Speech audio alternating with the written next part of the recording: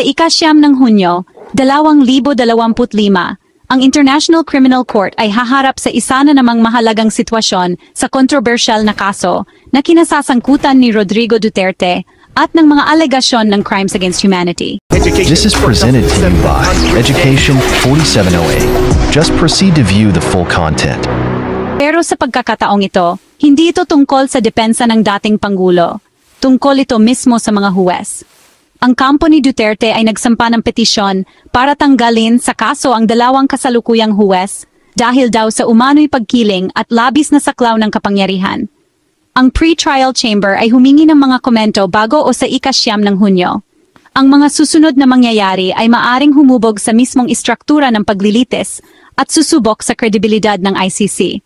Sa ulat na ito, ating susuriin kung ano ang nakataya, ang mga hamon na hinaharap ng prosekusyon, at kung ano ang dapat suriin ng pre-trial chamber. Nitong unang bahagi ng taon, ang legal team ni Duterte ay nagsampa ng mosyon para tanggalin sa pwesto ang dalawang huwes na nakatalaga sa pre-trial chamber, dahil daw nagpakita ang mga ito ng pagkiling o paunang paghusga at higit sa lahat, binalewala raw nila ang mga limitasyon sa kapangyarihan na itinakda ng Rome Statute. Ang pangunahing argumento, na ang pag-alis ng Pilipinas sa ICC noong 2019 ay nag-aalis ng kapangyarihan ng korte kay Duterte, isang argumento na ilang beses nang tinanggihan ng ICC. Pero sinusubukan itong buhayin muli ng kampo ni Duterte gamit ang etika ng mga huwes at ang pagpatanggal sa kanila bilang paraan para makalamang. Dahil sa petisyong ito, nagsimula na ang isang kinakailangang panloob na proseso sa ICC na nangangailangan ng mga komento at sagot mula sa mga kinaukulang panig, lalo na mula sa Office of the Prosecutor, bago maglabas ng desisyon kung pananatilihin o papalitan ng mga huwes. Para sa Office of the Prosecutor, ang panahon bago ang ika-9 ng Hunyo ay parang karera laban sa oras at puno ng hirap. Ang kanilang gawain ay hindi lang tutulan ang pagpapatanggal sa mga huwes, kundi gawin ito sa paraang mapapanatili ang integridad ng hukuman, ipagtanggol ang pagiging lehitimo ng kasalukuyang proseso bago ang paglilitis, at tugunan ng issue sa kapangyarihan ng hindi nagpapatalo. Kabilang sa kanilang mga pangunahing responsibilidad ay legal na pananaliksik at pagtitipon ng ebidensya tungkol sa mga nakaraang desisyon na nagpapatunay sa kapangyarihan ng ICC kahit pagkatapos ng pag-alis. Isang buong pagsusuri sa mga dating desisyon na kinasangkutan ng mga huwes na ito para pabulaanan ang mga paratang ng pagkiling. Pakikipag-ugnayan sa mga independenteng legal expert para suportahan ang kanilang mga kontra-argumento. Pagbuo ng isang formal at detalyadong komento na nagpapaliwanag kung bakit walang basehan ang mosyon at kung bakit dapat ituloy ang kaso. Lahat ng ito ay dapat isumite ng nakasulat, isinalin sa mga opisyal na wika ng ICC at ipasa bago ang deadline sa ika-9 ng Hunyo. Ang pre-trial chamber ay may sarili nitong malinaw na mga pamamaraan para sa paghawak ng motion para sa disqualification sa ilalim ng Article 41, Paragraph 2 ng Rome Statute. Ang mga mahalagang punto ay una, pamantayan sa walang kinikilingan ng hukom. Dapat suriin ng chamber kung may obektibong senyales ng pagkiling o personal na interes na sumisira sa tiwala sa pagiging neutral ng isang huwes. Pangalawa, pagsumite ng mga komento. Ang mga partidong direktang kasangkot, tulad ng OTP at ng depensa, ay dapat magsumite ng kanilang mga posisyon bago ang deadline. Pangatlo, takdang panahon para sa desisyon. Pagkatapos ng ika-9 ng Hunyo, maaring magpulong ng pribado ang chamber at inaasahang maglalabas ng resolusyon sa loob ng ilang linggo, lalo na dahil sa nalalapit na deadline sa Hulyo 1 para sa ebidensya.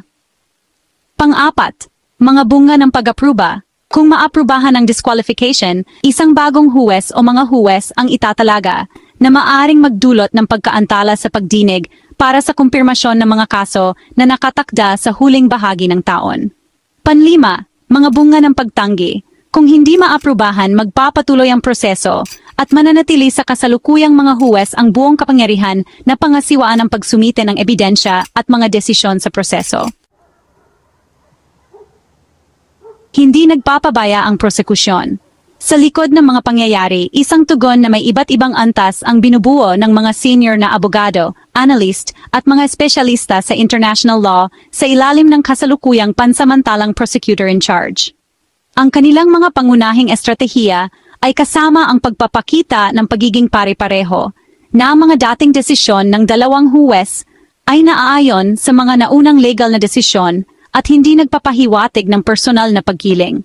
Muling pag-iit ng kapangyarihan sa pamamagitan ng pagbanggit sa desisyon ng Appeals Chamber noong 2020 na nananatili ang kapangyarihan ng ICC sa mga krimen na nagawa noong ang Pilipinas ay state party pa sa kabila ng pag-alis noong 2011.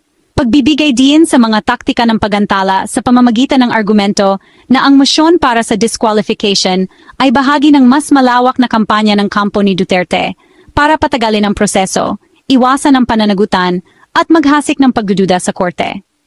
Sa pagbibigay diin sa integridad ng institusyon, malamang na itatampok sa isusumite ng OTP ang kahalagahan ng pagpapanatili ng tiwala sa mga proseso ng korte at paggalang sa kalayaan ng mga huwes. Kailangan ding tiyakin ng mga prosecutor na ang kanilang tugon sa ika-9 ng Hunyo ay naayon sa kanilang mas malawak na plano, ang isumite ang lahat ng ebidensya bago o sa Hulyo 1. Nangangahulugan iyan ng koordinasyon sa legal na estratehiya, mga tauhan, at dokumentasyon sa ilalim ng matinding pressure. May tatlong pangunahing posibleng mangyari pagkatapos ng ika-9 ng Hunyo. Unang sitwasyon, ibasura ang petisyon. Walang makitang pagkiling o paglabag sa kapangyarihan ng chamber. Magpapatuloy ang kaso patungo sa pagdinig para sa kumpirmasyon ng mga paratang. Matutugunan ng mga prosecutor ang deadline sa Hulyo 1 at ibabaling ang focus sa paghahanda para sa paglilitis. Ikalawang sitwasyon, bahagyang aprubahan ang petisyon. Maaring isang huwes ang tanggalin o palitan. Magkakaroon ng kaunting pagkaantala pero mananatili ang mga deadline para sa ebidensya. Kailangang habulin ng bagong huwes ang mga dokumento ng kaso. Ikatlong sitwasyon, buong aprubahan ng petisyon. Parehong matatanggal ang dalawang huwes. Magkakaroon ng malaking pagkaantala sa proseso. Kailangang buuin muli ang chamber, i-reschedule ang mga pagdinig, at ibalik ang tiwala. Bagamat posible ang tatlo, sinasabi ng mga legal expert na ang unang sitwasyon ang pinakamalamang mangyari dahil sa tibay ng mga naunang desisyon tungkol sa kapangyarihan at sa mataas na pamantayan para matanggal ang isang huwes. Ang mangyayari sa ika-9 ng Hunyo ay higit pa sa isang hakbang sa proseso. Isa itong pagsubok sa kakayahan ng ICC na labanan ang mga legal na hadlang at panatilihin ang takbo nito. Para sa pandaigdigang komunidad, ang pagbasura sa petisyon ay magpapatibay sa prinsipyo na ang pag-alis sa Rome Statute ay hindi bumubura sa mga nakaraang krimen.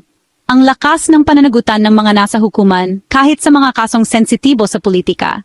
Pero para sa depensa ni Duterte, kahit ang pagkaantala ay isang taktikal na tagumpay, makakakuha sila ng oras, magpapakalat ng kwentong politikal na sila ay pinag-iinitan at posibleng makagulo sa koordinasyon ng mga testigo. Para sa mga prosecutor, ang hamon ay mapanatili ang bilis, kawastuhan, at pagiging bukas, habang nagtatrabaho na parang may humahabol na oras. Habang papalapit ang ika-9 ng Hunyo, lahat ng mata ay nakatutok sa Office of the Prosecutor, na ang tugon ay maaring magtakda ng tono ng buong proseso bago ang paglilitis. Paninindigan ba ng ICC ang kanilang mga huwes at patitibayin ang mga nauna nitong desisyon tungkol sa kapangyarihan? Magtatagumpay kaya ang kampo ni Duterte na magdulot ng pagkaantala o baguhin ang mga upong huwes? Ano man ang mangyari, isang bagay ang malinaw. Ang kinabukasan ng kaso ay magiging mas malinaw pagkatapos ng ika-9 ng Hunyo, at ang karera patungo sa deadline ng ebidensya sa Hulyo 1 ay sisipanan ng todo. Manatili kayong nakatutok sa amin habang patuloy naming sinusubaybayan ang bawat yugto ng makasaysayang pandaigdigang legal na sagupaang ito. Mag-like, mag-subscribe at pindutin ang bell icon para manatiling updated sa mga susunod na hakbang ng ICC sa kaso ni Duterte. Buong legal na pagsusuri at pandaigdigang komentaryo, dito lang yan.